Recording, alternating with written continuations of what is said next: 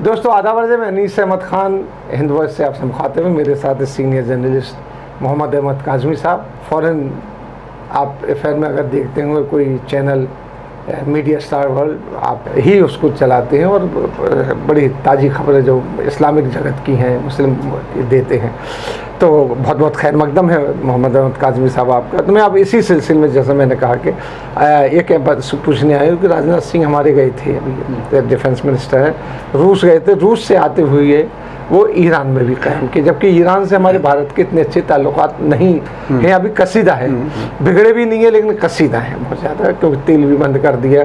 तो ईरान खामोश बैठा हुआ है। और तो ये अचानक है, क्योंकि पहले से नहीं था, ये कहीं भी नहीं था कि मुलाकात क्यों करने जा रहे हैं। अगर फिर डिफेंस मिनिस्टर की मुलाकात करने जा रहा, वरना जयशंकर जो है फॉरेन मिनिस्टर हो जाते। अच्छा, एस जयशंकर जो कि डिप्लोमेट भी रहे हैं, चाइना में भी रहे थे, ईरान से भी थोड़ा बहुत उनका ताल्लुक होगा, इसलिए ये डिप्लोमेट हैं, तो वो क्यों नहीं गए? और ये राजनाथ सिंह एक बहुत शॉर्ट विजिट पे क्यों होते हुए आए? देखिए, भारत के रक्षा मंत्री राजनाथ सिंह आमतौर पे ज़रा ज़्यादा सुलझे हुए से इंडिविजुअल के तौर पर, इंडिविजुअल नेता के तौर पर समझे जाते हैं। और जाहिर है रक्षा मंत्री हैं, एक बहुत ही इम्पॉर्टेंट पोजीशन होती है सरकार में। तकरीबन दूसरे नंबर पर रक्षा मंत्री को समझा जाता है, या होम मिनिस्टर को। वो पहले से बग़ैर ऐलान किए अचानक मॉस्को से वापसी में तेहरान रुकते हैं, और तेहरान में वहाँ के डिफेंस मिनिस्टर अपने counter part general Aamir Hatami से मिलते हैं। ये मुलाकात, मैं आपको बताऊं, ऐसे वक्त पे हो रही है जब पूरे मिडिल ईस्ट में बहुत ही हलचल है।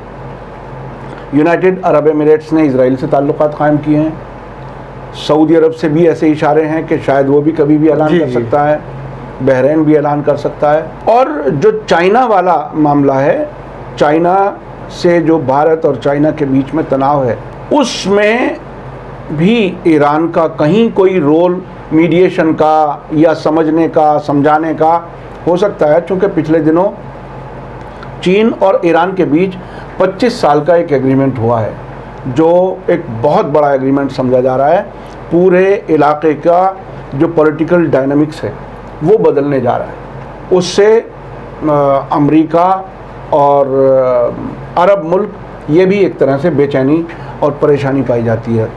तो इस बीच में जब ये दो रक्षा मंत्री मिले हैं, एक तेहरान में बैठा हुआ जिसकी पहचान एंटी अमेरिका, एंटी इजराइल, लेकिन रूस से अच्छे ताल्लुकात, चीन से अच्छे ताल्लुकात, पाकिस्तान से भी अच्छे ताल्लुकात।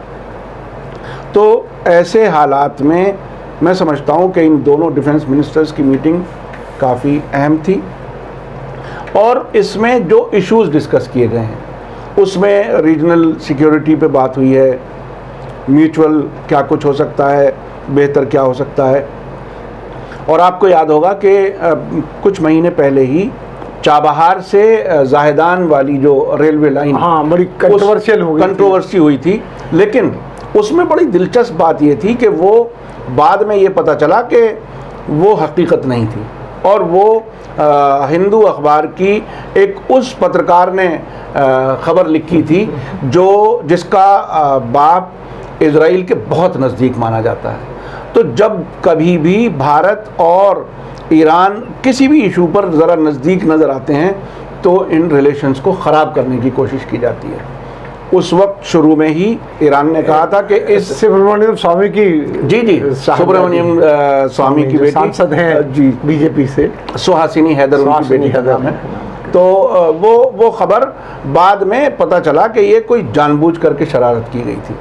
तो ऐसी सिचुएशन में, अच्छा, ईरान हमारे लिए बाकी तो हमारे ताल्लुकात पुराने हैं ही रहे हैं, ये बात अलग है कि इस वक्त कुछ चीज़ों पर ज़रा मुश्किल आई है, और अमेरिका के सैंक्शंस की वजह से भारत ने दबाव में आकर के तेल लेना बंद किया है। लेकिन चाबहार हमारे लिए बहुत इम्पॉर्टेंट है। चाबहार के रास्ते हम न सिर्फ अफ़गानिस्तान पहुंचते हैं, बल्कि सेंट्रल एशियन मुल्कों तक हमारे लिए कॉरिडोर, एक तरह से कारोबार के लिए अवेलेबल ईरान कर रहा है, अभी उसे हम ठीक से इस्तेमाल नहीं कर पा रहे हैं, लेकिन उससे तकरीबन 33% खर्चा कम हो जाता है। इसीलिए भारत ने उसमें जो जहाज शिप घूम करके जाता है पूरे अफ्रीका को घूम करके तब यूरोप पहुंचता है, ये बाई रोड और बाई ट्रेन सामान पहुंचाने में बहुत आसानी हो जाएगी। तो ये तो इसका मतलब पॉलिटिकल इम्पोर्टेंस है। लेकिन मैं कुछ इससे आगे भी महसूस कर रहा हूँ, वो ये कि भारत के अमेरिका से ताल्लुकात अच्छे हैं और अमेरिका यहाँ भारत के अमेरिका से हैं, हाँ, चीन से बिगड़े हुए हैं, हाँ, ईरान के चीन से अच्छे हैं, अमेरिका से बिगड़े हुए। बिल्कुल बिल्कुल बिल्कुल बिल्कुल। तो ये जब इस तरह के मुल्कों के बड़े लोगों की मुलाकात होती है तो कभी कभी ये समझा जाता है कि कहीं कोई मैसेज लेकर के तो नहीं गए हैं। मुझे याद है एक ज़माने में लीबिया के मोहम्मद गद्दाफी के बेटे यहाँ इंडिया आए थे 2001 में, इत्तेफाक से मैंने उनकी मीडिया कवरेज वगैरह में मदद की थी। तो उस वक्त ये कहा जा रहा था कि इंडिया के ज़रिए अमेरिका को कुछ कहलवाने की कोशिश है ताकि उनकी जान बच जाए। तो ये होता है डिप्लोमेसी में और ये कोई अजीब बात नहीं है।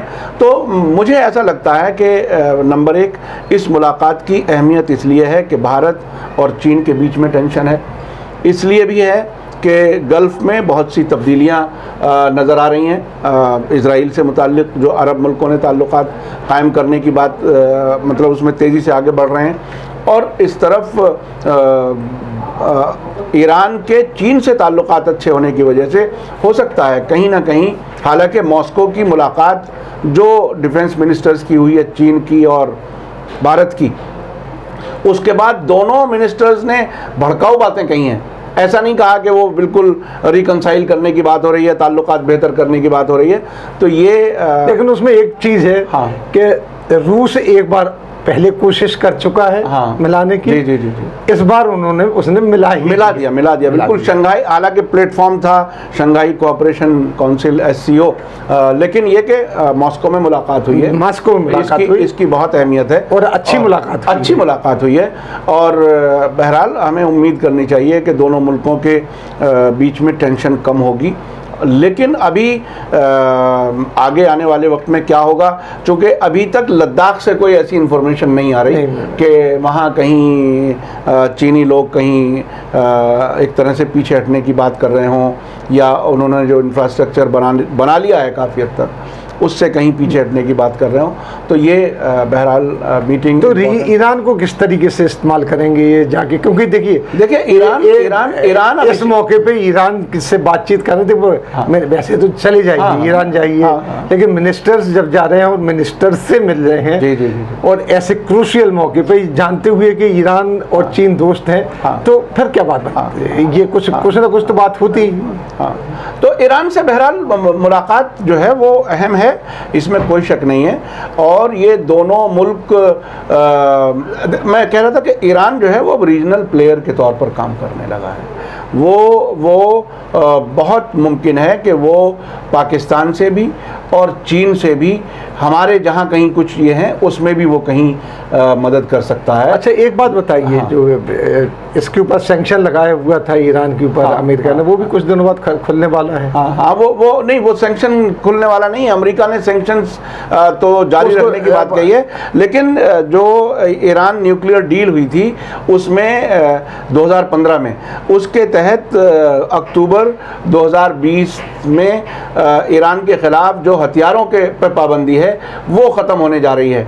उसको अमेरिका उसे बढ़वाने की कोशिश कर रहा है, लेकिन यूनाइटेड नेशन में उसको कहीं कोई सपोर्ट नहीं मिली। तो ये सारे मुल्क जो हैं वो उसके बाद कहीं ऐसा तो नहीं कि हथियार ईरान के पास बहुत पावरफुल हथियार हैं? जी, अब ये तो कई बार साबित हो चुका है को वो गिरा लेते हैं। देखिए उन्होंने 1300 किलोमीटर तक की मिसाइल बना ली है, जिससे इजराइल बहुत परेशान है।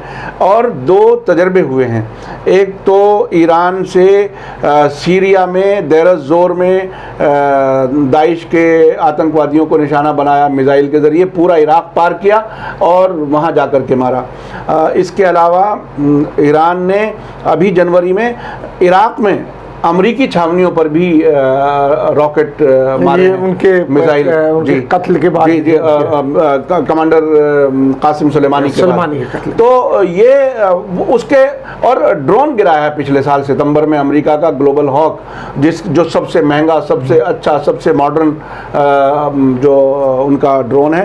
तो ये सब चीज़ें वो कर रहे हैं उनके, और वो अपने मुल्क के अंदर बनाई गई मिसाइल से गिराया था, ये बात भी सामने आई। तो क्या ये हथियारों की खरीद फरोख्त के सिलसिले में ये देखिए, ये बहुत ही अभी, क्योंकि भारत आजकल थोक के भाव हथियार अभी थोड़ी सी जल्दबाजी है ये कहना, क्योंकि वॉशिंगटन कितना क्लियर करेगा कि इंडिया हथियार खरीदे, ये बात थोड़ी सी शायद कुछ लोगों को अच्छी ना लगे, लेकिन बहुत से मामलात में वॉशिंगटन हमारे फैसलों में काफ़ी असरअंदाज हो रहा है, जिसके तहत हम ईरान से तेल लेना हमने बंद कर चुके हैं। इसके अलावा S-400 की सप्लाई हमें अभी तक नहीं आई है रूस से होना थी। तो ये चीज़ें हैं। लेकिन एक चीज़ इसमें देखिए कि चलिए थोड़ा सा इस टॉपिक सेट के ईरान वाले से, कि अमेरिका तो कुछ इस तरीके की मदद नहीं कर रहा है जैसे ईरान ने की, या रशिया कर रहा है, रूस कर रहा है, मदद कर रहा है, वो अभी भी तैयार है।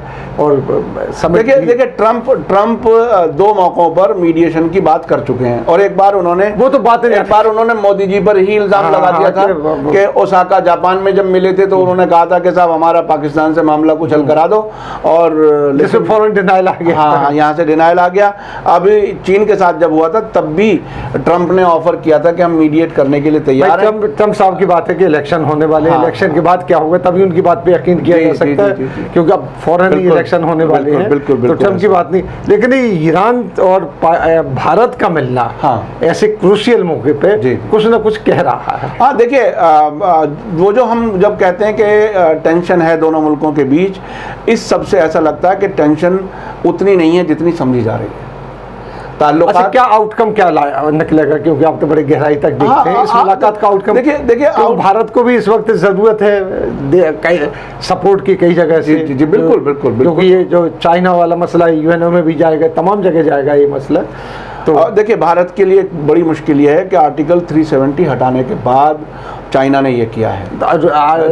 ईरान ने भी समर्थन नहीं किया। जो लद्दाख में कुछ किया है उसमें आर्टिकल 370 हटने के बाद किया है, बहुत बड़ा। तो वो एक बहुत बड़ा कानूनी पहलू है। और इसके बाद कश्मीर का मसला इंटरनेशनल लेवल पर बहुत, यूनाइटेड नेशन में अलग अलग जगहों पर इस पर डिस्कशन हुआ है, और इससे भारत की अब से पहले की सरकारें बचती रही थी कि कश्मीर का मामला इंटरनेशनल लेवल पर नहीं जाना चाहिए, ना हो जाए। लेकिन अब बहरहाल हुआ है। इधर चीन का मसला बड़ा है, उधर पाकिस्तान भी कभी कभी कहता है कि बहरहाल कश्मीर को हम नहीं भूलेंगे, और OIC की मीटिंग नहीं हुई तो सऊदी अरब से ताल्लुकात ख़राब कर लेंगे, वगैरह वगैरह। तो ये सारी चीज़ें इंटर रिलेटेड हैं। इसमें बहरहाल ईरान चूँकि एक रीजनल पावर है, और ईरान की दोनों हमारे जो दुश्मन हैं उनसे बड़ी अच्छी दोस्ती, बिल्कुल दोस्ती है, बिल्कुल दोस्ती है। और देखिए, ईरान इनकलाब, जो इस्लामी इनकलाब 1979 में आया, उसके बाद भारत को प्रायोरिटी पर लेता रहा है दोस्त के तौर पर, और उनका कहना ये रहा है हमेशा कि हम कल्चरली ज़्यादा नज़दीक हैं, हम यूरोप के नज़दीक नहीं। ईरान हमेशा भारत को अपने साथ रखता रहा है, और भारत ईरान को अपने साथ रखता था। ये तो तेल की वजह से नहीं, अमेरिका की वजह से, अमेरिका की वजह से। तो वो तो अमेरिका भी नहीं, ट्रंप की वजह, अमेरिका तो बहुत पहले से कई ओबामा के ज़माने में किसी ने ऐसे जो ट्रंप साहब जो करे, ट्रंप साहब जी ट्रंप साहब बहरहाल कब तक साहब रहेंगे, कब तक साहब नहीं रहेंगे, ये अभी आने वाला वक्त बताएगा। बहरहाल मैं समझता हूँ काफ़ी इम्पोर्टेंट विजिट। चलिए साहब, बहुत बहुत शुक्रिया काज़मी साहब आपका।